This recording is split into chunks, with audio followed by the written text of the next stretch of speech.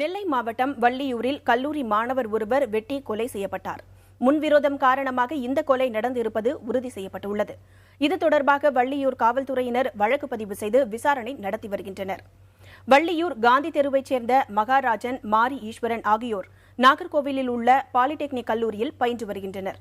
கல்லூரி முடிந்து நேற்றிரவு வீட்டிற்கு வந்து கொண்டிருந்த அவர்களை வள்ளியூர் கால்நடை மருத்துவமனை அருகில் வழிமறித்து இருவர் சரமாரியாக வெட்டியதாக கூறப்படுகிறது. இதில் மகாராஜன் சம்பவ இடத்திலேயே உயிரிழந்தார். காயமடைந்த மாரி ஈஸ்வரனுக்கு பாளையங்கோட்டை அரசு மருத்துவமனையில் சிகிச்சை அளிக்கப்பட்டு வருகிறது. அவர் அளித்த தகவலின்படி இருவரை பிடித்து காவல்துறையினர் விசாரணை நடத்தி வருகின்றனர்.